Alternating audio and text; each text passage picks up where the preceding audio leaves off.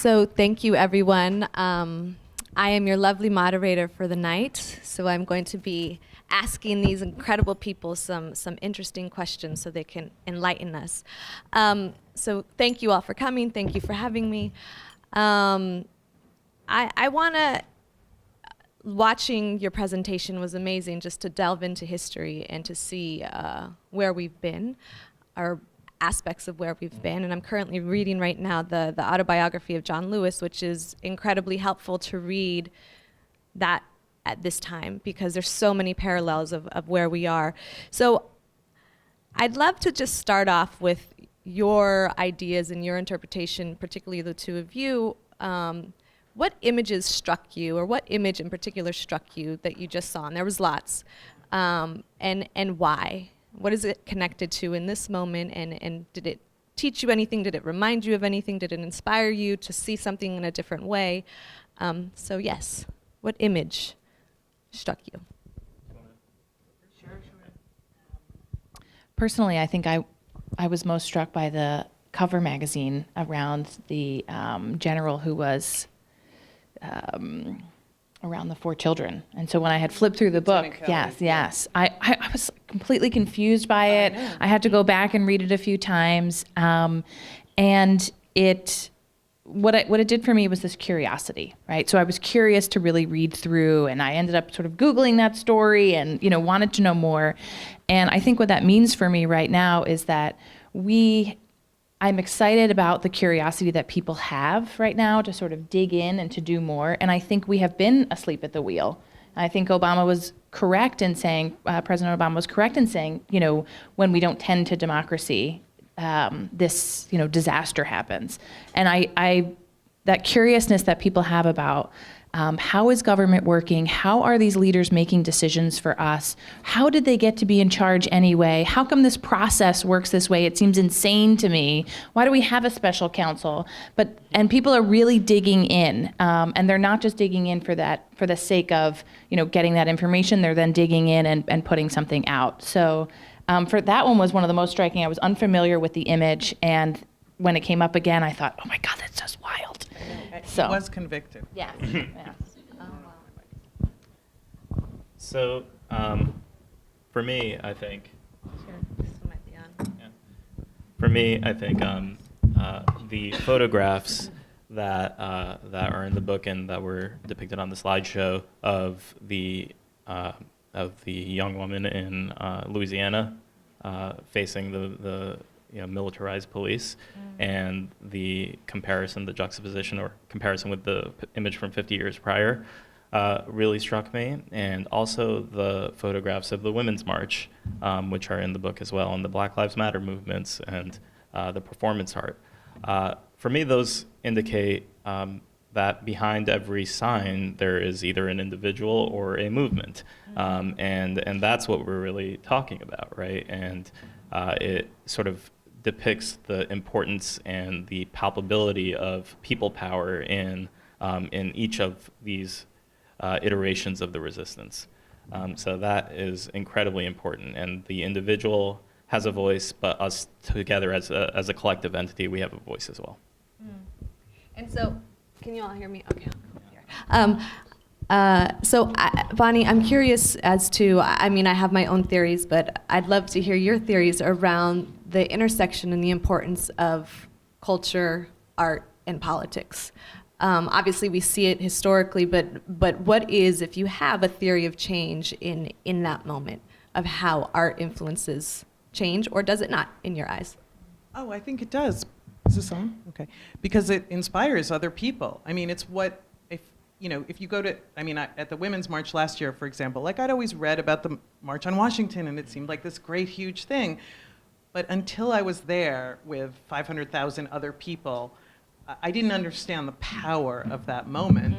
So, I that's a lot of signs, I know. But I do feel like if you see something like the Lieutenant Kelly, and then you go, wait, what is this about? I need to know more about it, and you get involved.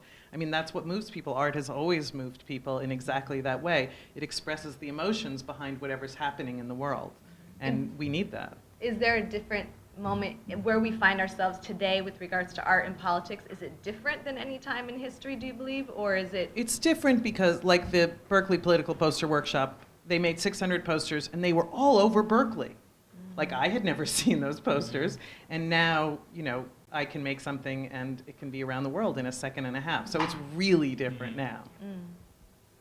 And for you all, with your organizations and where we are in this moment in history, and where the work that you all, obviously you all come from a lineage of work, and you're standing on the shoulders of so many people. So this moment in time, what is it that you as an individual or your organization is grappling with that is complicated, that is frustrating, that is challenging? And is there something parallel that you're looking back to, that you're learning from history and pulling forward? Absolutely. So in 2004, I was a baby, and I was doing this work with a woman named Marie Wilson, who some of you may know, who's the founder of the White House Project and was the longtime head of the Ms. Foundation for Women, one of the largest and still is grant-making organizations for women in the country. She had left that job to start the White House Project to push this conversation about women's leadership. And in 2004, when I first started Vote, Run, Lead with another young woman and Marie's trust, we took the film of Shirley Chisholm around the country, unbought and unbossed, her race in 1972, and how few people have seen that or knew who she was. Also, the posters of that time, her fashion, it was like so visually stimulating and amazing. Explain what she did. So she ran for delegates. She ran for the presidency in 1972, but she knew she wasn't going to win. She ran to collect delegates because in those days conventions were actually, you wheeled and dealed behind the scenes with the number of delegates that you brought to the table. And so she had political strategy. It was 2004. There were a lot of parallels with Carol Moseley Braun, who was also the only African-American woman who was running, who got no, traction in the media, got no traction from other Democratic men, from other African-American allies, which you'll see within the Shirley Chisholm film. She actually forgives him at the end and sort of says, "Come home." It's very beautiful. And now in 2018. But didn't also from what I understand, when Shirley Chisholm was making her statement at the convention, Johnson decided to do something on TV so that nobody would see her speak. So he made up something to talk about so that nobody could see Shirley Chisholm speak. Yeah. I don't think this is on. I'm just holding it as a prop. No, it's a little bit on. It's a little bit on. So just extremely powerful. And then now in 2018, in a few weeks at the Tribeca Film Festival, is going to be a documentary on an alumni of Vote, Run, Lead called Ilhan Omar. It's called Time for Ilhan. It's on Ilhan Omar, who you may have seen on the cover of Time magazine, first Somali American elected to any public office in the United States, refugee, mother of 3, Minnesota State Representative, Daily Show, her star is rising. And to be up in that documentary, to be a part of this repeating of history, it's exciting and also really frustrating. So we clearly didn't do a good enough job of sort of telling the story of Shirley Chisholm to inspire enough women. Now we do have these outlets in which in an instant you can be in front of 1.2 million people. So thinking through at the organization, how do we leverage this cultural moment to say, how do I get an Ilhan Omar Barbie doll? How do I figure out the ways to get this story? And she wasn't running for the presidency. We should hire Cambridge Analytica to get her. Yeah, but just thinking about, I'm wrestling with a little bit of that. I don't want history to repeat itself. I do believe there's this wave that is somewhat more permanent now. I think I have optimism for that, but I am interested in thinking about how do I use this film as a tool that isn't just a year-long, part of my training program, but is actually transformative in looking at someone and saying, I can do that. I don't have to run for president. I can, I have power being a state representative. So just to challenge you a little bit more, so what is it that you're doing besides this film that you have, this tool that you have, what is it that you're doing differently? Because now we're in a culturally different moment, and I'm sure I'm gonna say some numbers from Emily's list, and I'm sure you all have your own numbers, but in 2016, 500 women inquired about running for office, 500 women. In 2017, after the Women's March, Emily's list had over 26,000 women inquire to run for office. That was the difference of women wanting to be empowered and wanting to take ownership for themselves. So for me as an artist, I'm constantly thinking of okay, so I believe that the Women's March, the power of the Women's March, what we were able to do on January 21st, 2017, was shift culture. move culture. That to me is the importance of the Women's March. And we can talk about it centering women, the Women's March centering women, the Women's March launching, birthing the resistance, the Women's March allowing people to now organize, knowing what's going to happen on Saturday. We now have an understanding of what sibling marches across the country mean, and we now know what it's like to walk out on the streets and go out to protest. And let me be very clear about that, is that the Women's March didn't make that happen. We ourselves were taught this by Black Lives Matter, because years before, for 5-6 years, Black Lives Matter was teaching us how to go out to the street, how to go out and protest, how to put our bodies on the line for something that we wanted to do and believed in. And so this is all, and previous to Black Lives Matter, there's many movements beyond that. So I guess my very long question to you is, in this culturally different moment, and you have this movie, and you have Ilhan, who's incredible and phenomenal, what are you doing differently so history doesn't repeat itself? Right. So, never sleeping is first. So what we're doing differently is how can we make the programs that Vote Run Lead has accessible? And in 2017, we trained 9,700 women, mostly using technology, 4 times more than Emily's List, 3 times more than the year we had done before, and at about a tenth of the budget. And our alumni are about 60% women of color. So it's putting that group of people in front of tens of thousands of women who've raised their hand to run, because what we are traditionally seeing about the image of women in politics is, and I love her to death, but is the Kirsten Gillibrand mold and the Hillary Clinton mold, that is the short blonde hair and this, the LaFleur suit. It's too much. So we have been really pushing folks that we have to show different people, literally different images of different people, both successful and unsuccessful. Several trans candidates won last year out of our network. Thinking about, what does this mean if this is the year of the woman of color? What does this mean if it's a totally different wave of women who are actually stepping up to public life? And next week, actually, or the week after, depending, we have a poll coming out that talks about, we found that Latinas and African American women are more excited about running for office. That's the group that is, because they've been completely left out. The imagery, you look at the 21 blue and red suits in the Senate, or that same percentage in the Congress.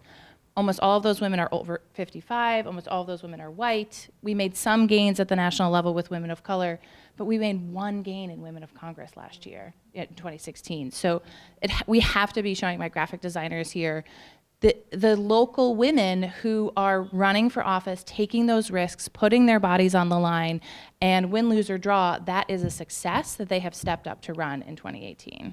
And I also would just imagine that the excitement that Latinas and Black women in particular have around running for office is that, if anything, 2018, 2017 has showed us that Black women have saved this country in many respects.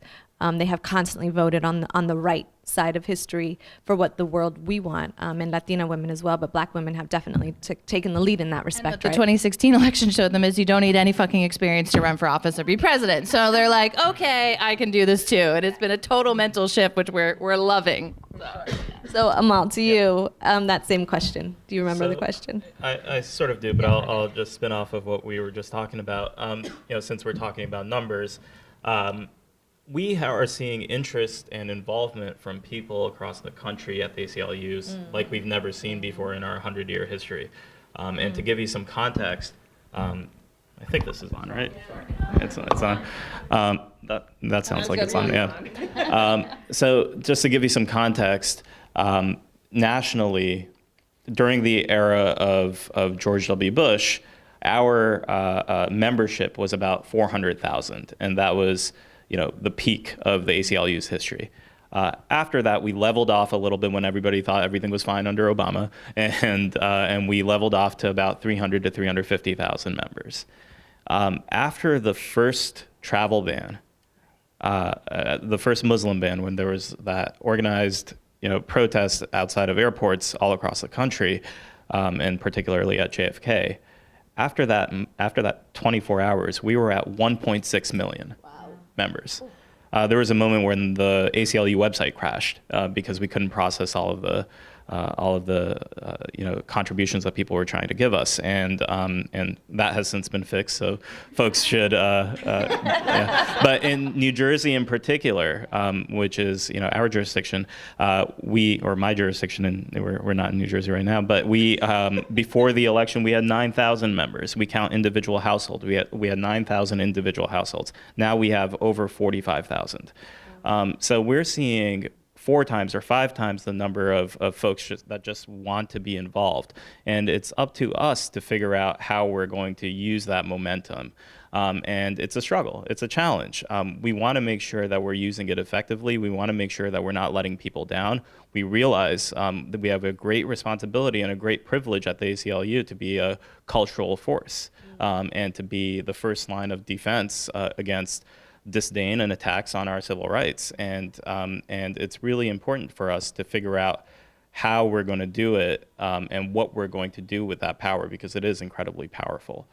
I'll also say that I think the ACLU has done a great job of leading a lot of movements, but we don't do it alone. And the partnership that we've seen from organizations, community-based organizations in New Jersey that few people had heard of before the Trump era, or still today that few people have heard of, that are under-resourced and have low capacity.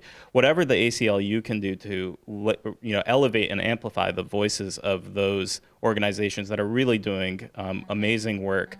I think that's our burden to sort of maintain and to uplift the voices of those who are otherwise unheard, either individuals who are facing struggles or organizations that are representing those individuals that aren't being as recognized as the ACLU is. So normally I leave this question to the end. Don't worry, we're not done, but it's just like the perfect transition in. So I'm curious from everyone here at the table, folks are always asking me, how do I get involved? What can I do? How do I want to be involved, but I'm not sure how. There might be people in the audience asking the same thing. So I'd love to get 1 or 2 things, direct, concrete things that folks in this audience can do in order to get involved, whether it's in your individual organizations, whether it's in the resistance at large. Like what direction can you give people to be part of the resistance? So we have a platform called People Power. I used those words earlier because it was a deliberate choice, because we're plugging it. Yeah, it's branding. We have a platform called People Power. So if you go to peoplepower.org, it's an opportunity for folks to mobilize around issues that they care about. And you can, sign up for People Power alerts. You can plug events onto People Power's platform, and you'll be informed about events that are happening in your communities. We have, thousands of People Power members across New Jersey, many more thousands across New York, and people are interested in organizing and hosting, letter writing campaigns to their lawmakers, hosting lobby visits, figuring out meetings with law enforcement. Whatever issue it is that they might care about locally or nationally, People Power gives people the opportunity to connect and raise their voices together. And one more thing that I'll mention about population and numbers and demographics. One thing that we noticed at the ACLU of New Jersey is that our membership historically was concentrated in Montclair and Princeton. And I don't know if folks know Montclair and Princeton, but you can sort of imagine, if you do, the sort of person that may live in Montclair or Princeton. They were largely white and well off. Now our membership concentration in our most recent data crunch shows that our membership is concentrated in Jersey City, which shows that we have evolved a little bit. And I don't think it is just a coincidence that I now live in Jersey City too. But that indicates to me a shift in demographics of the folks that are comprising our membership, a shift in age, racial demographics as well, socioeconomic status, immigrant status. It sort of has shifted in a really tangible and palpable way. So what we once thought was our membership core is shaken up a little bit, and I like that. And I think it's a good sign for the ACLU to become a more healthy and robust organization than we've ever been before. You're like a branch of the government. Oh, don't say that. That's a. No, it's in a good way. Yeah. You know, We're an institution. Like they're Yeah. supposed to be watching each other. They're not. Yeah. So you are. Yeah. Appreciate that. So I'll give you a couple things and use the resources. So one of the things I want you to use, and we'll be happy to get this out, and you don't have to sign up, it's all free. We've got 10 ways to get involved in New York City, and it's everything from participatory budgeting, the civic tech community that's growing here, how to get involved at an activist level, and or number 10, go home and run for office there. We also have something called the 90-day challenge. I want you to send the 90-day challenge to 1 or 2 women that you think will run for office. It's extremely tangible. It's been written by local elected officials. It's a bunch of easy ways. A bunch of women around the country are taking the challenge to up their political capital and figure out what office they might run for. We're going to be launching a rural program in a couple months. That's where I want your money. Rural America, we have these cool progressive farmers who are running for office. Yes, they might have an R at the end of their name, but it's the only way they can actually run for office in some of these areas. So thinking about, it originally started as a program called Plate to Politics, and now we're rolling it out all across rural America this summer. So those are 3 ways I think that for us to think, one, both in New York City, thinking of a woman who you know that you want to send this resource to, and what are some ways, Sister District is another model like this, where we as activists in New York are thinking about other communities. Now, New York City also has only 14, I think it's like even less now, like a really small number of women on the city council out of 51. It's one of the worst. LA's like this too. LA has 1 woman on a 15-member city council. We need to look a little bit closer and inside the Democratic Party here and say, it is the machine, everybody's going through a single party. Working Families is growing, which is great, but 21 for 21 is a campaign to get 21 women in New York City Council to run for office. It should be, whatever half of 51 is, 27, right? Or like, it should be half. This is insane that is that right? No, you did the math. It's 25 and a half would be 50. Yeah, well, I'll take 27, right? Let's have a 2 more majority.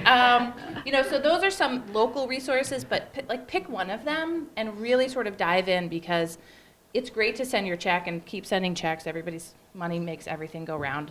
But, just look at one of these and say, hey, I'm going to really get involved in this initiative. And I'm going to make sure that, in the Bronx, we have 10 women running for office. I'm going to make sure that the women of color that ran in 2017 for the city council actually got supported. Because the Boys Club of the Democratic Party in New York came in and they won by a couple of percentage points. And I know there's more women in New York City who maybe didn't get out the vote in the local elections or weren't that attuned to some of the women of color that were running. So pick one of those things and I would say do a deep dive. Well, I'm not part of an organization, so I don't have that focused Yeah. strategy. I mean, I am really just focused on the blue wave in 2018, so I would just say, find a candidate, call them up, and say, what can I do for you? I mean, everyone needs help. Everyone wants help. If you believe in someone, everyone wants help. So that's easy. Definitely. And I think the only thing that I would add to it is very simple as well. And the great thing is how to get involved is all very simple. And there's various entry levels and entry points to get involved in the resistance. And I think it's just about finding your way forward. But I do want to emphasize that calling your candidates, your senators and your congresswomen and your congressmen make a huge difference. 87% of the calls that have been made to the House of Representatives as well as the Senate have been made, 87% of those calls have been made by women. So again, that is women at the heart of the resistance and pushing things forward. And we know, because they have told us time and time again, that those calls make a difference with how they're voting. And so make those phone calls. Also, as we were saying, get out and volunteer. You can donate, absolutely. And I think what we're emphasizing here, I love the ACLU as well, but I really am emphasizing or donating to grassroots organizations. As an example, the March for Our Lives is happening this Saturday. Every town has gotten a shitload of money. Oh, maybe I should not cuss in the Strand because we should be a little bit more proper, but they've gotten a lot of money. Every town has gotten a lot of money and they've done incredible, incredible work. But there are grassroots organizations here in New York that are not able to keep their lights on and are literally saving lives in Queens and Brooklyn and the Bronx, and could use a tiny, tiny, tiny bit of that money. So I think also just you all and we all can do our research to dig into those organizations and stretch your dollar to really impact those communities that are the most affected. Which leads me to Bonnie, a question for you. I think we're at a very interesting point with everything that's happening on Saturday and with everything that's been happening for the past month of young people really taking a movement and pushing it in a way that we haven't seen in our lifetime. Obviously, historically, John Lewis did that during SNCC, obviously, and before that. So I'm curious if you have any ideas or any theories around how that's going to change the artwork that's going to be coming out. Okay. I don't know. The artwork hasn't actually been a big part, I don't think, of what Parkland kids are doing. But what I think they've done is, it seems that people have just been too scared to speak the truth for the last year. Even people look at all of Congress and all of the Senate, behind the scenes, they're very critical. But in front of these kids are fearless. They don't give a shit. We've messed everything up, and they're not afraid. And that's the big change to me, is just this, they're not intimidated by anything. They don't care if they're on TV. They're going to say exactly how they feel. And that's been huge, and the whole country has responded to that bravery. And maybe some grown-ups will learn from them and be brave too. For sure. Amen. I think this is the last question. Am I supposed to open this up for Q&A? Okay, so the last question here for the panel. It's a very simple but important question. How do you continue forward? How do you keep your energy? How do you, in the darkest of dark moments, and we've had some dark moments in the past year and a half, sadly, I'm sure there will be many more dark moments to come. How do you keep yourself going when instinctually everything is like you just want to stay in your bed? So how do you keep inspired? There's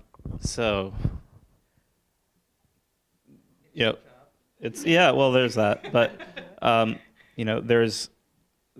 thinking about this in personal terms, but then also organizational terms and collective terms. Personally, there are those days where I just stay in bed, right? There are those moments where I feel deflated and feel like, what's the point? But there's motivation all around us, right? And when you see those Parkland kids or others who are protesting all across the country, who in other generations or other moments in our history would not have had a voice that would have been taken seriously, now being taken seriously, it was incredibly inspiring. Organizationally, I think the ACLU is at this the middle of this evolution right now, where we are figuring out how to change our strategies and tactics so that we respond to the growing needs of our time. And I think that's what keeps us going right now. Traditionally, the ACLU, for the vast majority of the 100 years that it's been in existence, has been a law firm, right? You go to the ACLU when you have a class action constitutional case, and we are expert at that, and that's a wonderful part of the organization. But more and more, we're becoming a policy organization, a political organization, and a mobilizing tool. And I think that's really important. So for us, we are re-energized with each new tactic that we engage in, and it's refreshing to see the response that we get every time we try something new. It's risky as well, because sometimes people don't see the ACLU as a grassroots organization or an organization that can affect local change. But we have to prove them wrong, and we have to keep doing it. And it's through that partnership, through working with community members across the state and across the country, and really being a part of the resistance, but also a momentum builder for communities is what keeps the organization fresh and interesting and alive. And I think each individual in the organization is affected as a result. I have the privilege of witnessing the transformation of women who may have been activists or, may have been a little bit involved, to having this like leadership blossoming in which they're like, hey, check out my new logo for my campaign site. I'm running for, it's a real privilege. And if you ever want to get a little dose of that, our Facebook group, our private Facebook group, is this amazing hub where our board members go in just to sort of get the fill. And it's a collective brain of women around the country who are taking the risk in running for office. So the Democratic Party told me I had to change my purple hair to run for state senate in Maryland, and I'm miserable. And I can't door knock because I don't feel like myself, and I can't raise money. And then the flurry of comments is like, run as you are, here's my headshot with purple hair. I'm running in Wyoming with purple hair. I mean, it's an amazing, this hub of just women encouraging other women. And for me, it's a privilege. And I think there is something really about between now and 2020 as a window of opportunity for women to take over government. There's an NPR article out today in which the number of women who are running for congressional races are very likely to lose a lot of those congressional races because they are running in districts which are hard to flip. I'm so happy that they're running because I'm so tired of the political, knowledge or intelligence to be that, oh, you don't run for that winnable seat. It's like, run to lose. Because the next time you run, you have all the political capital. You can tell the party to go shove it because you've just registered 10,000 new voters, and those voters are going to vote for you in the primary next year. And you're going to have the list of the campaign donors, and you're going to be the congresswoman in 2020.